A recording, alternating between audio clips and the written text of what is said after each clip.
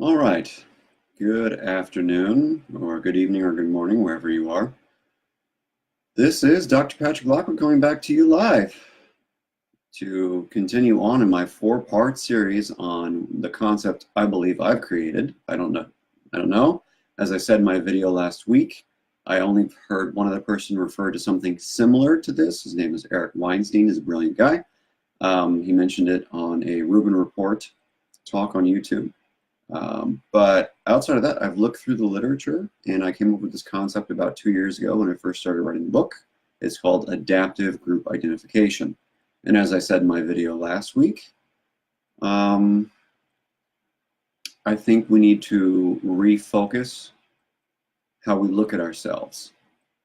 And I think we need some kind of standardized tool or standardized metric or standardized concept for how to look at ourselves differently.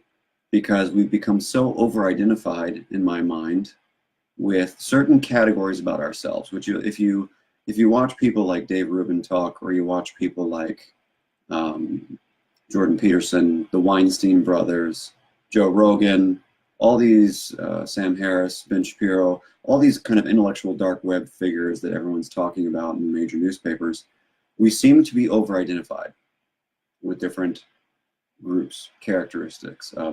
There's a great set of South Park episodes, and the one about the 23andMe where they said, you know, what percent victim are you? I think there's this victim ideology that's also a big deal. And to that point, I said last week in my talk that I would go through the 3 biggest group ideologies that we tend to struggle with or over-identify with. And that's race, religion, and politics. These are 3 very, very, very big group ideologies that are almost all-encompassing. Because, you know, if you're a white Republican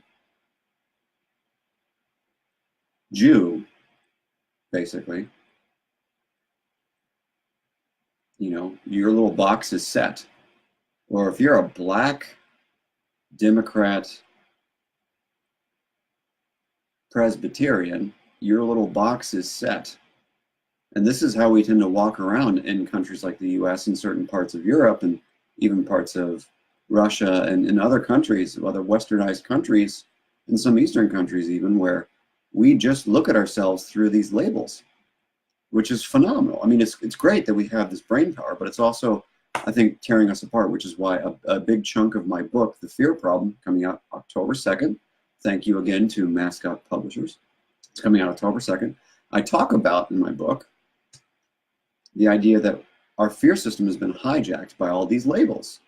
And these labels have developed so much power that they're actually overtaking us and overtaking our critical thinking skills. So the fact that I'm Caucasian and from kind of the heritage of Scotland, Ireland, England, Germany, should that matter? Should that really matter? To what degree should that matter? And that's where I came up with the concept of adaptive group identification. So today's talk is on race.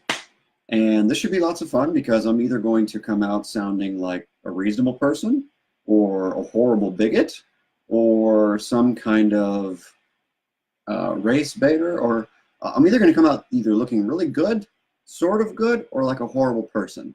I look forward to this and whatever comments come up because, you know, I want to talk about what the research says in terms of how important it is to identify with your race. That is the whole point of today's talk.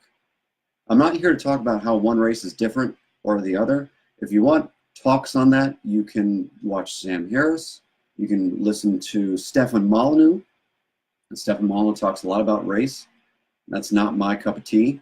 This is a really scary thing for me because, again, race is like one of those no-go zones, no-fly zones in terms of academia, in terms of public intellectual thought. So this is going to be an interesting experiment for me and for everyone else who watches, whoever watches. The whole point of this talk, again, is to talk about what the psychology, sociology, etc. research says about how adaptive it is to identify with your race. And before I get going on what the research actually says, I just want to make it perfectly clear as many caveats as I can, that my goal here today is not to say that racism doesn't exist. Of course it exists. My goal here today is not to debate the concept of white privilege. I couldn't care less whatsoever. It doesn't matter to me. One way or the other, good, bad, or otherwise, don't want to talk about it, not worth it. Not the goal. My goal today is just to talk about the realistic, tangible, concrete pros and cons of viewing yourself based upon your race and the natural consequences that has in a positive way and a negative way. So I'm going to tell you about how viewing yourself in terms of your race can be protective. I'm going to talk about how the research shows that to an extent, viewing yourself from the perspective of your race actually sets you up to experience discrimination or conflict. My goal is to really talk a lot about today a concept in the psychology and academic literature called racial centrality, which I'll define later. But that's the main focus, because it's the main academic concept that kind of relates to my just now created concept of adaptive group identification. Maybe it's a sister concept. But I just want to talk about the extent to which we identify with our race and how useful that is or how useful it's not. Okay? So before we go into that, I want to define two specific terms for you guys. The first term is race, and the second term is racism, right? So there's a few different definitions of race in the academic world. The one I'm pulling from is from Psychology Today, so you can go check it out. And I'll have a link here posted for you. So the definition of race that I pulled from Psychology Today is race is a grouping of people based upon shared physical characteristics. Now, other definitions include concepts like culture or values or beliefs, but generally speaking, race is a grouping of people based upon shared physical characteristics. So one way to think of race is some kind of heuristic, a shortcut for identifying who a person is. That person's white, that person's black, that person's Hispanic, that person's Asian, whatever. The second term, racism, I pulled from Blackwell Encyclopedia of Sociology. So according to the definition from the Blackwell Encyclopedia of Sociology, racism is defined as an attitude or theory that some human groups, socially defined by biological descent and physical appearance, were superior or inferior to other groups in physical, intellectual, cultural, or moral properties. So the definition of racism actually itself doesn't allow for us to have any kind of intellectually honest discussion about whether or not there are differences in terms of IQ, physicality, etc. among different groups of people. Different groups of people have different muscle masses, different sensitivities to alcohol, different IQs, etc. based upon just their physical characteristics, where they come from in nature, like what part of the planet they come from. Again, we've all adapted to the particular environment that we come from. So for hundreds of years or thousands of years, if your culture has needed better leg muscle, like many African cultures have needed, then you're probably going to have better leg muscle mass compared to other cultures. That's not racism. That's how it is in that environment. You need that, right? So the definition of racism from modern academia actually precludes having a real intellectually honest conversation about differences that exist, if it's important to actually study those differences. And that's a question I'm not here to answer. I just want to make that footnote.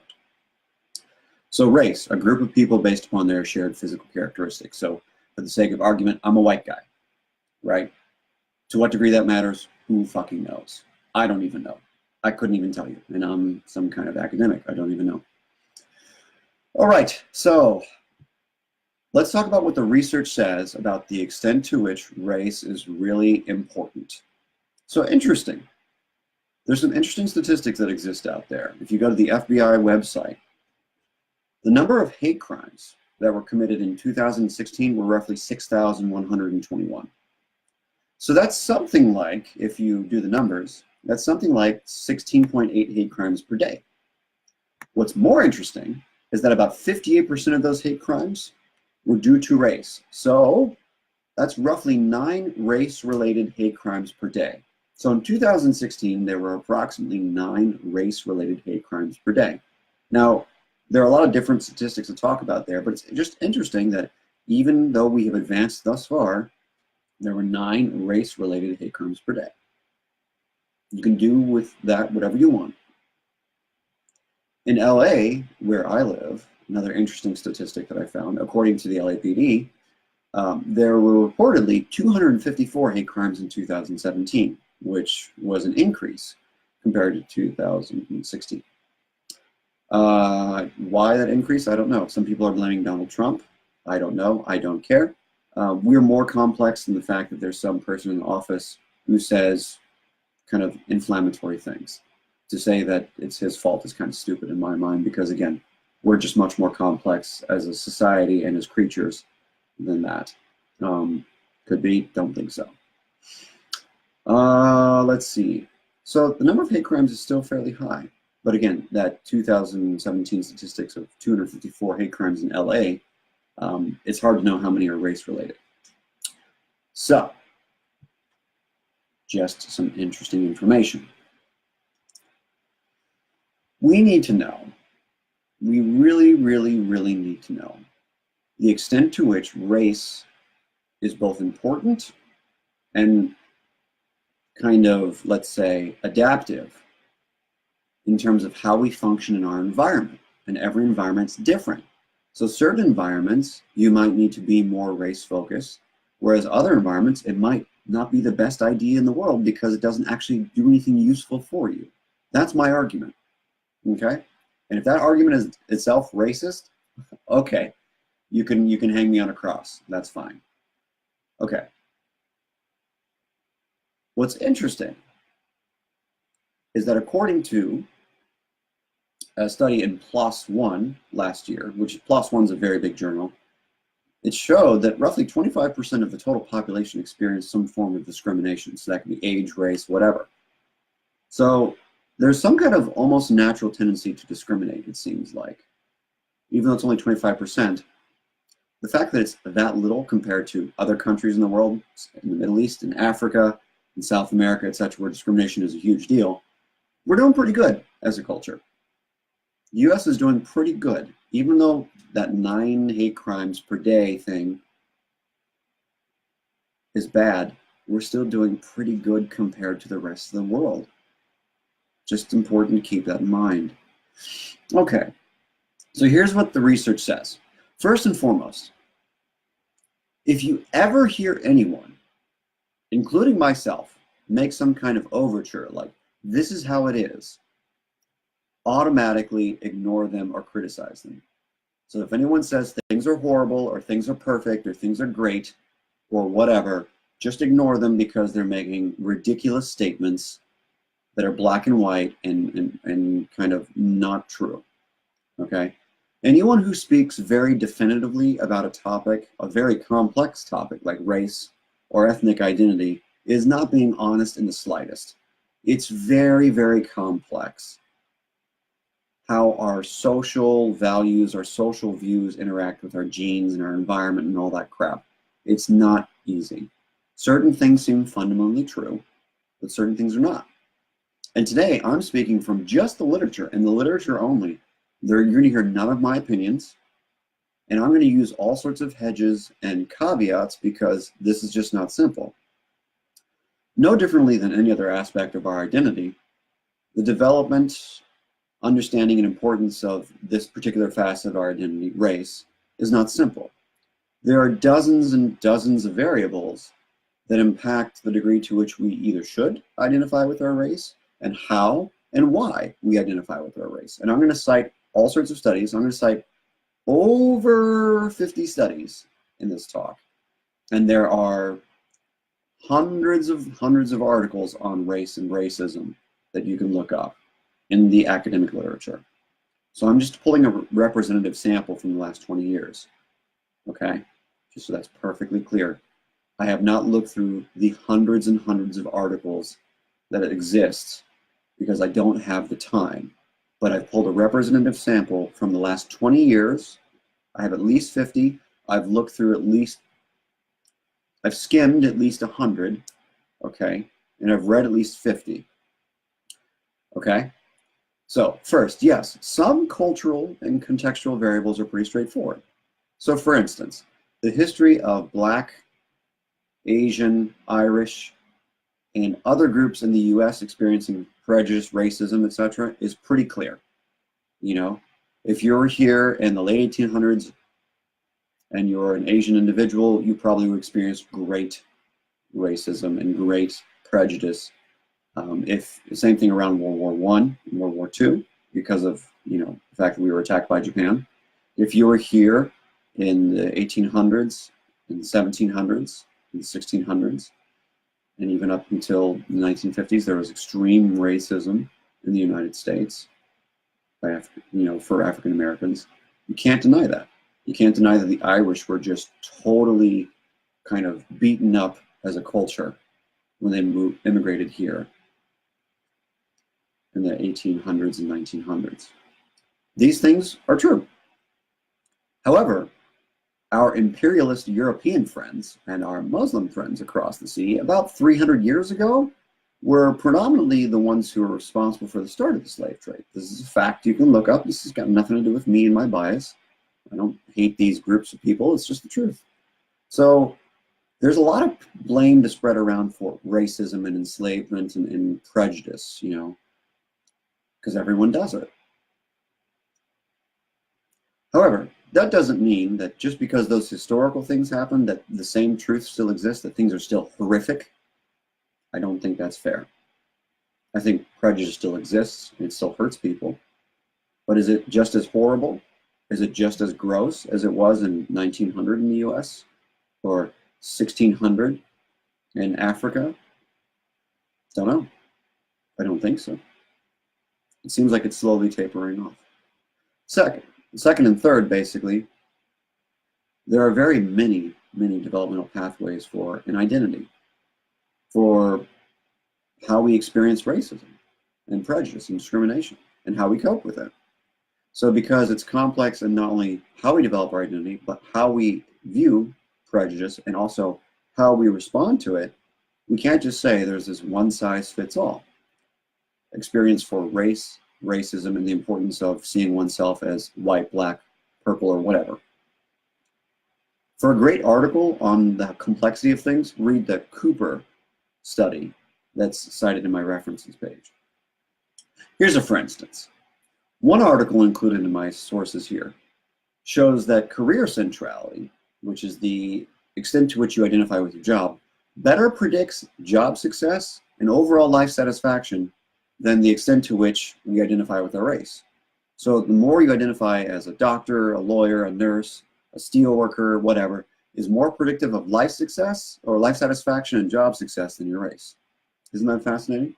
Now, it's just one article, but there are other articles that show very similar results. So just right now, we show that race identity as a kind of a concrete first way of looking at things might not be the best choice. Okay, so the constant mantra in the academic psychology world and the sociology world is what was first kind of articulated by Jones in 2000, where there's three kinds of race, focus, and racism, which is systemic race or racism, personally mediated racism, and internalized racism, right? So broadly speaking, according to one meta-analysis, perceived racism was experienced by people is correlated with stress, depression, heart disease, and other negative health outcomes. So basically, racism is real, and it has a real impact on people. No denying that. An important finding from that same study, that same meta-analysis, showed that the higher your level of racial centrality, so this is the concept I was talking about earlier, the higher your level of racial centrality is associated with increased reporting of not only experiencing racism, but worse consequences as a result of experiencing discrimination. So what this really means, so racial centrality in the academic literature basically is the extent to which you identify with your race. So if I truly, purposefully, fully, 100% say I'm white and that's super duper important, or you're black and you say that's super duper important, or you're Hispanic of some sort and that's super duper important, or whatever, pick your race, the extent to which you say my race is very, very important is actually associated with more experiences of racism and discrimination, but also worsening of negative side effects or consequences when you do experience discrimination. So basically, the more you look for discrimination because you're so identified with your race, the more likely you are to find it, or possibly the more you see that other people are going to be racist towards you, the more you will act defensively, aggressively, tribalistically. You might even misinterpret someone's quasi-discriminatory or seemingly discriminatory behavior as discriminatory, as fully discriminatory. Even worse, it's really not a great leap in logic to think that living in a culture or subculture where people regularly engage in, direct racism, person-to-person racism, that this repeated stress could be really kind of traumatic, right? It's not a strong leap of logic to figure that out. And this is no different than like when a child is constantly shamed for being obese or constantly shamed for being any other kind of thing, and they're told they're worthless and they end up falling apart and become pathetic little creatures, right? In my clinical practice, I work with kids who are shamed and traumatized in childhood, and they end up having this very low sense of self-worth. They're not even, most of them aren't even from a minority culture. They're from kind of the Caucasian culture, but they feel horrible about themselves despite the fact that they've never experienced systemic racism or even internalized racism or personally mediated racism. So there's a lot of ways that we can feel like shit, is what I'm trying to say. But race, and the more you identify with your race, it seems like the research literature shows you're more likely to look for a fight, and you're also more likely to get in a fight, and you're also more likely to feel worse as a result of that discriminatory act. Thankfully, and here's the good side of racial identity and focusing on it, as one review showed, the degree to which you have kind of a sturdy personality and the degree to which your family and your culture shows that your race is a good thing, this will kind of dictate how stressful it is. So if you come from a very race-positive culture, so you come from a Hispanic or Asian or African-American or white culture that says there's nothing wrong with how you look or how you sound or anything like that, and it's a good thing and it comes from this kind of lineage and that's great, the less stressful it is when someone tries to do something discriminatory to you. Moreover, other research shows that the degree to which parents employ positive coping messages with kids when they're experiencing discrimination, those kids turn out better. So if you're kind of in the US, if you're Hispanic or African American or Middle Eastern, since those are the three groups that tend to be discriminated against the most nowadays here, if you come from a household where your parents were more sturdy and had more positive coping messages, like it doesn't matter what they say, those people are crazy, you come from a good set of genes, you come from a good background, blah, blah, blah, blah, blah, the healthier those kids turn out, which is phenomenal, which is how it should be no matter what the topic, whether it's your race, your body type, your religion, your political view, your spirituality, your height, whatever, your sexuality, it doesn't matter. You should know where you come from. You should know that where you come from is probably generally a good thing, and that you have certain adaptations because of how your culture is built. And those adaptations are advantageous. But again, tangent aside. Back to the research. Moreover, looking at the research, it appears that disparities exist, like in every culture, between groups of various racial and ethnic backgrounds. So what appears unclear from the research, this is not my opinion, this is just what the literature shows. It's really unclear about the extent to which institutions have created the disparities and the extent to which genes and history have created the disparities and the belief systems that have created the disparities. So basically the literature shows, that literature talks about systemic racism, and there's some support for that, but there's no actual empirical data supporting that. There are a lot of theoretical studies, and a lot of these theoretical studies talk about the fact that yes, disparities exist, but did culture create that? Did belief systems like religion create that? Did political systems create that? Did cultural groups within certain cultures create that? So The common theory is that systemic racism exists because white people are horrific creatures who have thought that Asians, Hispanics, Jews, blacks, Middle Eastern people are just beneath them and should not have a chance to move forward in the world. That's kind of the worst, most amplified example of that. Now, plenty of people think more reasonable things than that, but that's just one way of looking at it. That seems kind of overly simplistic and Machiavellian. So there must be other things going on there, right? Here's a simple fact. Despite the system, what the research shows is that if you have healthy relationships, like a healthy family, healthy lover, etc., it kind of buffers the stress of racism, which is great. So healthy relationships are protective against stress, right? Being brought up in a culture where seeing your race as a positive thing is a buffer against the stress of depression that's associated with experiencing a discriminatory act. This is a big part of the literature on African Americans and their experiences of racism in the United States. So again, there are all sorts of things to say about that. I'm not here to talk about what family cultures are good or bad. I'm not here to talk about white privilege, systemic racism. I'm just really here to talk about the concept of adaptive group identification. So I don't want to talk really about any of those things. I know that a lot of people would want me to, or a lot of people are looking for a fight about those concepts. It's not worth it. Also, a fundamental truth that's backed up by the research: how you view your racial community's history can both help and hurt you in terms of stress about your identity development. So again, back to the concept I talked about earlier, if your family sees your race and your culture as a good thing growing up, and they tell you positive stories and talk about good things that happen and resilience or success or intelligence or whatever, then you know what? You're going to definitely have less stress when you're going through racial identity development. That's what the research shows. But again, I want to go back to the concept of racial centrality because that's kind of the main concept that plays nicely with my adaptive group identification. So, some of the research on racial centrality shows, for instance, that African American college students who score higher on racial centrality tend to have higher GPAs. So, in some ways, it seems like you perform better in school as an adult, a young adult, if you are more identified with your race. However, other studies show that in younger African American youth, that, and this is a direct quote from the study, among students with high racial centrality, endorsement of traditional race stereotypes was linked to lower self-perceptions of academic competence.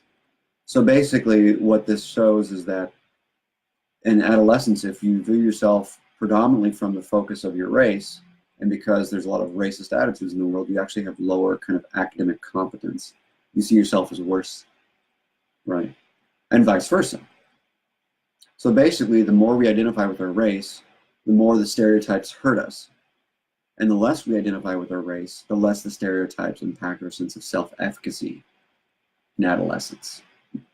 Another study from the Journal of Black Psychology showed that the higher that African Americans score on measures of racial centrality, the more they avoid medical treatment for genetic diseases like sickle cell. But with other studies showing very similar correlations about medical care and racial centrality. And again, this makes sense because, again, the history is, in this country specifically with regard to African Americans, because of Tuskegee and the horrible things that African Americans have seen with the Nazis experimenting on people, they might have some reasonable fear that harm might happen to them, or they might have some shame that they were taken advantage of in the past, or they might have some shame that they have this predominantly inherited African American disease, right? So there's all sorts of good reasons why, but it's just interesting that the more we identify with our race, the more we might avoid medical treatment. And that's just a few studies. That's probably a half dozen studies. So that's not a lot, but it's just a few. and it seems to show a trend. Research is starting to study the extent to which parental racial identity focus is correlated with child and adolescent kind of racial centrality scores. And what it shows is that the extent to which parents focus on their racial identity is correlated to how kids focus on their racial identity. So many studies that focus on race identity development with African Americans and Hispanics, it shows that many studies are that kind of the loudest voice in the room, and especially if it's parental, but the loudest voice and the most consistent voice is the one that really influences how kids develop their racial identity. So if you have parents with very weak voices about their racial identity, so they see themselves poorly, they see their race poorly, they buy into stereotypes and say these stereotypes are true and also bad or whatever, the more those kids develop that identity. So if you don't have weak-voiced parents, but maybe your kid listens to bigger cultural phenomenons like news media or television or music, right? You're going to develop a certain identity. If that's the loudest and strongest voice, then that's the identity that the kid's going to come out with, right? So the best thing we can do to prevent unhealthy racial views is to have a very loud voice and a very positive voice about where we come from. Seems like a reasonable thing. So hopefully parents, or whoever is parenting, or whoever is mentoring these kids, can have the loudest voice, the most positive voice, the most realistic voice, the most courageous voice about who we are and where we come from. Because that's what the research shows help every kid from every culture have the strongest, healthiest racial identity development. More research shows that the extent to which we live in communalistic cultures and identify with them, it also impacts how strong racial centrality affects our use of healthcare services. So for instance, according to another study, again about African Americans and sickle cell disease, the more communalistic, kind of the more you're living in your tribe, as it were, and the higher you score in racial centrality, the more likely you were to avoid healthcare services for sickle cell disease, which I think is interesting. So generally speaking, the literature discussing African American racial identity development tends to show that higher racial centrality is associated with better self-esteem and academic outcome. And it also tends to increase throughout adolescence. However, interestingly, one study showed that among Black gay males, that higher racial centrality actually correlated with fewer unsafe sex acts, which is great because unsafe sex is the number one way in which people get HIV, especially in the gay community. Whereas other studies show that the extent to which you perceive yourself as discriminated against and have an avoidant coping style results in depression. So higher racial centrality plus higher sensitivity to perceived discrimination equals more kind of depression. Other studies also show that higher levels of racial centrality are correlated with more negative emotions when perceived discrimination occurs. So basically, according to the research, a buffer could be kind of less strongly identifying in circumstances where you know you could be discriminated against. Just a thought. This is an interesting proposition in my mind because some studies show that children perceive gender as more important than identity or race, which is phenomenal, right? So you take a bunch of, I think the study I'm referring to took a bunch of fourth graders and younger and asked them which was more important, your gender, your race, etc. And gender came up as first.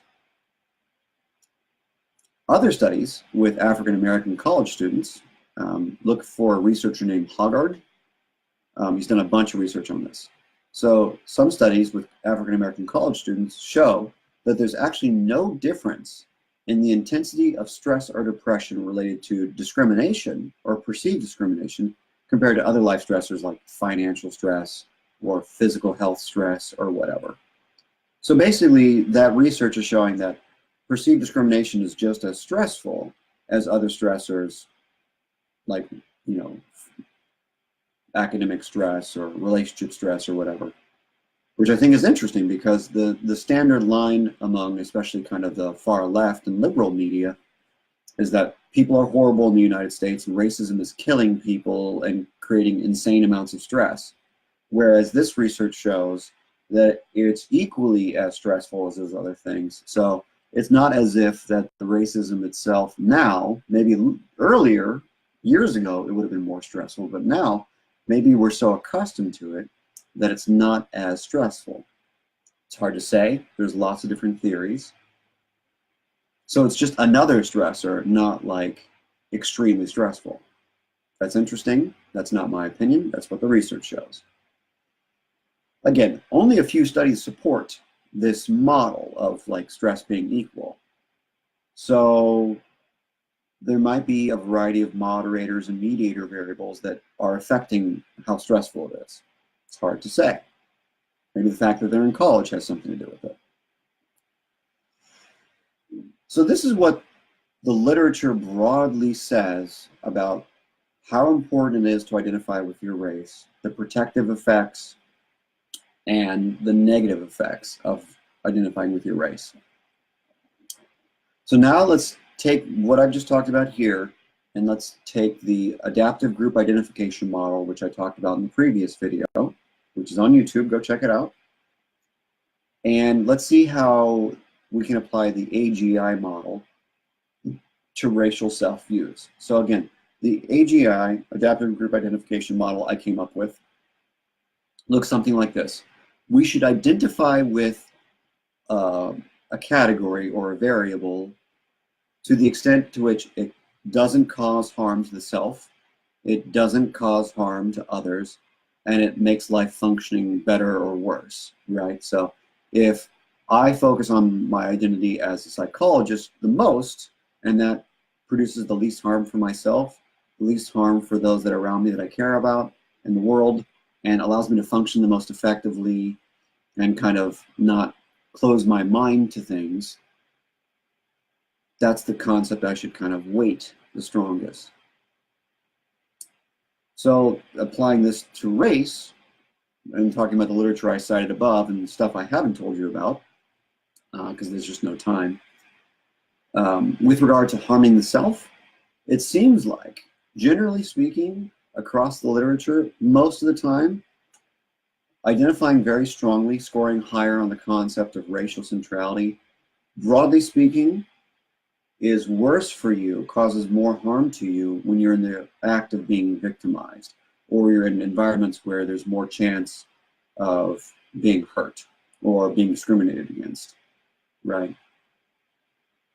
So the literature I cited here generally supports the correlation that the higher someone scores on racial centrality, they feel worse and more reactive to it. So maybe we're focusing a little too much on it, especially in minority cultures. Okay, with regard to the concept of harm to others and all that stuff, like tribalistic behavior that's unhealthy. Based upon the research I cited here, it doesn't seem that the over-identifying with race causes as much harm to other people. Now, here's where I'm going to get a little theoretical. Based upon how kind of polarized we've become as a society in the last 15 years or so, or 20 years, it seems to me that maybe if we're too focused on our race, it's very hard for us to really integrate into a broader culture wherever we live. And I think this would be a common racial challenge for most people in most cultures on this planet. Now, though in some studies, the more identified you are with your race, the more likely you are to engage in interpersonal violence, which I think is interesting. Though other studies conflict with this. So there's a few studies that support the idea that the more you identify with your race, the more likely you are to get in a fight. I don't know. It's interesting. So in the causing harm to self, sort of, kind of. Causing harm to others, maybe not, possibly, but maybe not. But I think we should at least temper it from those two perspectives. Finally, with regard to, it makes functioning better and you think more critically, right? So the degree to which you identify with your race, according to the literature, it seems like it makes it more effective to a degree. It seems like you perform better in college and in school to some degree, especially if you come from a background where your race is viewed positively. And, there's a positive heuristic there. However, generally speaking, an overly identified self-concept, whatever it is, might not necessarily be the best thing because you actually lose space to think about other things. So if I over-identify with my gender or my occupation or my personality, I might limit myself. So I think there needs to be some kind of balance in how we view ourselves based upon our race and other concepts. So just think of it logically for a second. If you walk around all day seeing yourself first and foremost as Asian or Black or white or Hispanic or Middle Eastern, etc., and on, wouldn't that cloud your judgment to a degree? Are we not designed to see ourselves as just a little bit more than that? And I'm not saying that we shouldn't think about our race. At no time did I say race is bad. I know it's a socially created construct and we shouldn't think about it or whatever, but I've never said race is bad. I think in our modern atmosphere, it's really helping all sorts of young adults and youth feel more empowered. But I also think that with the polarization of media and news, all these things that should just die, in my mind, I think they're also distorting kids' self-identity by overemphasizing things like gender, race, politics, and religion. So based upon my read of the literature and the stuff I've described to you here from different studies, I think that focusing on your race, kind of being overemphasizing in your mindset about race, might not necessarily be the best choice. I think that it's protective in some environments, in some circumstances, like the literature shows, with education and whatnot. But there's plenty of literature, it seems, where identifying with your race might not necessarily be as adaptive in terms of maybe using healthcare services or trusting, protective services like the government, etc. And again, some for good reason, some not for good reason.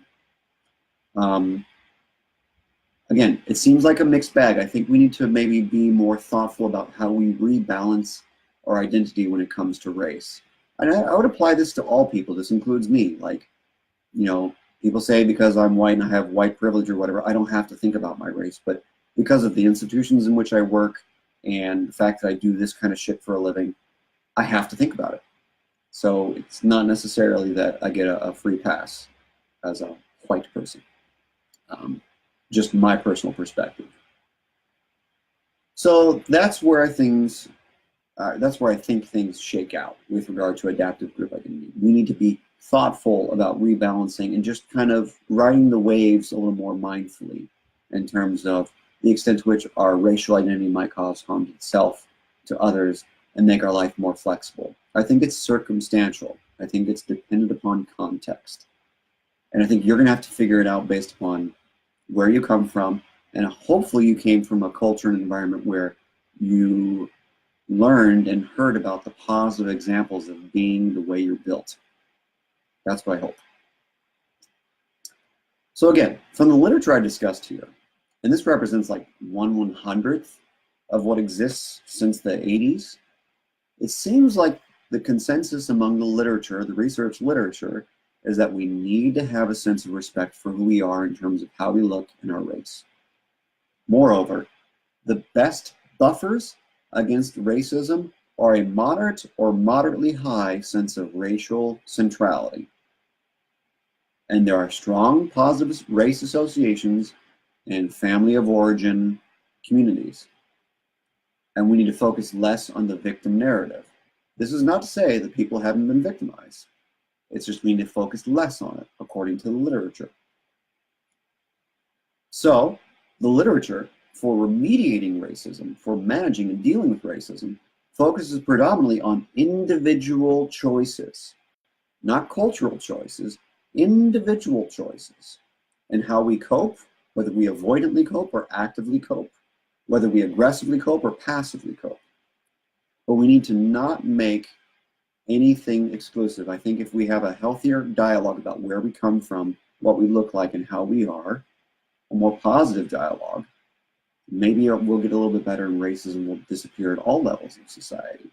or at least lessen a little bit more. The main thing the psychology literature shows that is helpful for defeating racism and unhealthy racial perception is self-esteem building. And you can do self-esteem building through talking about where your culture comes from, through learning new skills, through bolstering physical fitness, through eating healthier, through meditating, through all sorts of things. We just need to pick the right combination for us. Essentially, I would say, if you're looking through the world, or if you're looking at the world through victim-based goggles, you're going to screw yourself and the people around you. You're going to be on the lookout for bad things all the time. And I don't know that that's what anyone wants. Now, I'm not saying we shouldn't acknowledge the bad things that have happened, and that still happen. I'm simply saying that if we look at the world in this way, are we actually making ourselves better? Because if we see our race as a positive thing, and we talk about that, maybe we can feel better. If we look at it as a bad thing, if we focus on the victim stance, as they say, I think in social psychology terms, we engage in what's called a self-fulfilling prophecy, which is ironically what all the educational psychology literature shows about African-American children. The more they come from households where race is viewed negatively, and they come from cultures where race is viewed negatively, their race in particular, the more they engage in self-fulfilling prophecy behavior and they fail. What if we just had respect for our racial and ethnic heritage and all the other important facets of ourselves? What about that? So this was my talk on race and adaptive group identification. I appreciate you all joining. I appreciate you all watching. Any and all concepts you want to throw at me, please do. Any disagreement, throw it at me. If you want to call me names, by all means, that's totally fine. I believe I did a decent job of just describing what the literature says and how it either supports or lines up with my concept of adaptive group identification or doesn't. If you think I'm a bigot, that's fine. If you think I try to be honest, great. That was my goal. I just want to talk about what the literature says. I didn't say one race was bad. I didn't say one culture is bad. I simply said, this is what the literature shows. This is how I think we can temper our expectations and how we view ourselves based upon our race. I hope that's a reasonable thought for you guys. And this is why I wrote this part of my book, The Fear Problem, coming out on October 2nd. The more we engage in this victim stance, the more we engage in my race is bad, my race is whatever, the worse we feel. So let's own who we really are, where we come from. Let's do the positive psychology thing, right? So I will see you next week, since you guys asked me to come back weekly, and I will see you talking about religion, which should be equally as fun and equally as stressful because, you know, nothing more complex than religion. So next week, talking about adaptive group identification and religion. I hope all this makes sense and it's all perfectly clear. I will post all of the research that I pulled from for this talk on my Patreon, so go check that out. www.patreon.com/Dr. Patrick Lockwood. And if I have misrepresented anything at all, please let me know ASAP, because I don't want to be that guy. Okay? I'll talk to you next week. Have a good week.